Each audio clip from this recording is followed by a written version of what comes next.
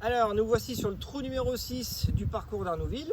On est sur un par 5 un petit peu compliqué puisque c'est l'handicap 3. C'est un trou qui peut vite coûter cher. Sur la gauche, on a un champ qui est pas hors limite, mais c'est tout comme. Sur la droite, on a un bosquet avec des arbres. Et encore sur la droite, on a le trou numéro 5. Donc encore une fois, c'est important de prendre l'information avec le panneau de départ parce que ça va conditionner notre alignement et notre projet de trajectoire. On voit bien sur ce trou que c'est un dogleg droit. Du coup, l'architecture naturelle de ce trou qu'il va falloir respecter, ben, ça va être un petit fade. On va chercher à jouer ce trou en fade. Donc je me dirige sur mon départ, où il y a ma petite balle, et je vais me préparer, m'organiser pour réaliser ce fade. Pour réaliser un fade, il va falloir que je joue un mouvement de l'extérieur vers l'intérieur. Je vais jouer volontairement sur la gauche vers mon éolienne, et je vais m'aligner avec mon point de repère en direction de mon éolienne. Et avec ce projet de trajectoire, ma balle elle devrait partir à droite. Oula, balle!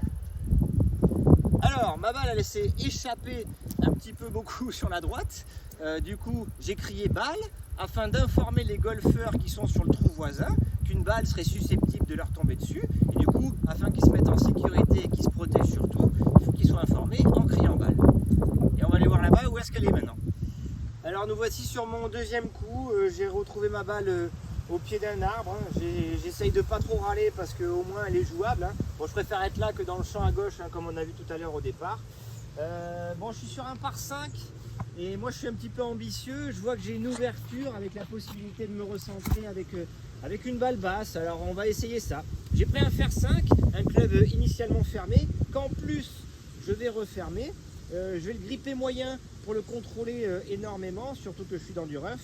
Et je vais jouer un mouvement style putting, un mouvement très tangent, très plat. Je vais surtout pas monter mon club et taper à la verticale, parce que si je tape en descendant, ma balle elle va monter. Et puis surtout, j'ai pas trop le choix parce que j'ai les branches qui me gênent. Donc je mets pas trop la balle non plus sur le pied droit, parce que ça va me faire planter le club et c'est risqué pour gratter ou pour toper la balle. Donc je vais jouer un mouvement simple, un style putting avec mon club qui est très fermé. Et puis on va voir ce que ça donne. Je vais mettre un petit peu de vitesse parce que je veux me recentrer pour m'offrir la possibilité de réussir mon attaque de green sur le troisième coup et essayer de sauver les meubles sur ce par 5. Et attention. Voilà. Elle est parfaite. Avec un petit peu de chance aussi, c'est plus facile. Bon, ça c'est dans le cas où tout se passe bien. Deuxième possibilité, je joue beaucoup plus simplement. Je maîtrise pas les balles basses, je sors mon putter, hop, je joue, je me recentre.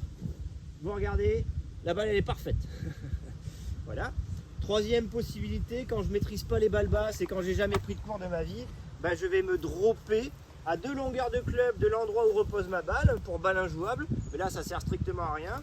L'autre possibilité, je me drop sur une ligne entre le drapeau et la balle en arrière à l'infini, pour essayer de me recentrer vers le fairway. Là, ça serait une certaine possibilité.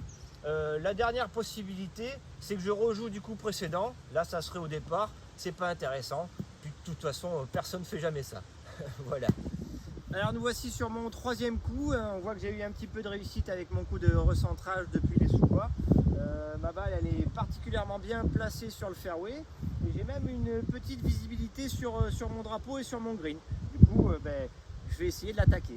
Voilà, alors j'entame ma routine. Comme d'habitude, je viens derrière pour identifier mon alignement et mon point de repère. J'ai trouvé mon point de repère et on y va. Je positionne mon club. Je fais un petit coup d'essai comme d'habitude pour ressentir le coup. Et attention, là ça va faire un gros niveau.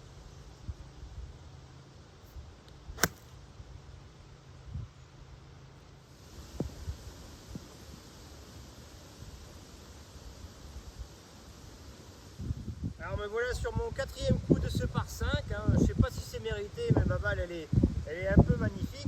Voilà, donc comme d'hab, je la marque, je la nettoie, je commence à prendre de l'information toujours pour la pente et ma ligne de jeu, ma ligne de putt, excusez-moi. Je place ma balle, hop, je l'aligne toujours avec les traits qui sont faits exprès. Je viens derrière, j'essuie ma face comme d'hab, j'ai toujours la même routine. Et c'est parti pour ce petit putt avec scandaleusement une possibilité de birdie.